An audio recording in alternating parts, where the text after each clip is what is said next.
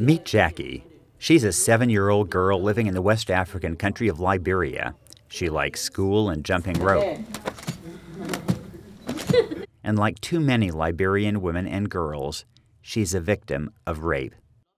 I'm Kristof of the New York Times. I recently visited Liberia with Paul Bowers, a University of South Carolina student who won a reporting trip across West Africa with me.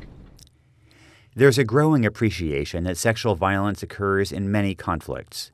Here in Liberia, 3 out of 4 women were raped during the 14-year civil war, often repeatedly and by gangs, according to some United Nations estimates.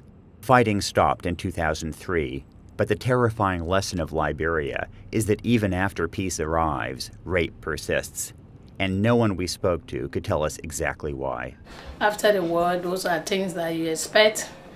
But actually, we are not at war, we are at peace. These things are supposed to be graded. We're supposed to be grading from here, but we see it still continuing.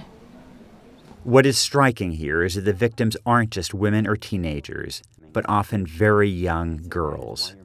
Some say that it is because of a belief that sex with a girl will bring the perpetrator good luck or a better job. I'm Paul Bowers. We met with a few rape victims, and it was remarkable how open the younger girls were about what had happened to them. Some of the grown women had a much harder time talking, but I got the sense that the younger ones understood it was okay to talk. At one shelter, we spoke with Jackie, who was lured to her beach by a girlfriend where she was raped by her school security guard.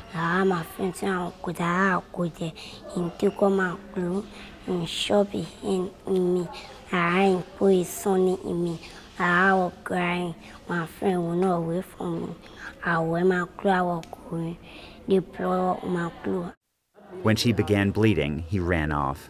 Jackie was taken to the hospital, where it took her weeks to recover. The security guard was caught and sent to prison. Jackie is better now and back to being a little girl, and an excellent jump roper. She might even be better than me. Sadly, girls like Jackie aren't unusual in Liberia.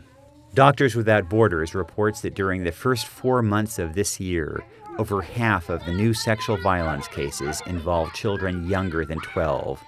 28% of all those new cases involve children younger than 4. We have to overcome the taboos about sexual violence, and that is happening. The staff at the Duport Road Clinic use anatomically correct dolls to talk about rape with young victims. And I show you all the parts here. Can you point at what area the man used on you? Good work is being done at a governmental level as well. Liberian President Ellen Johnson Sirleaf, the first woman elected president in Africa, has sent strong signals that rape is intolerable.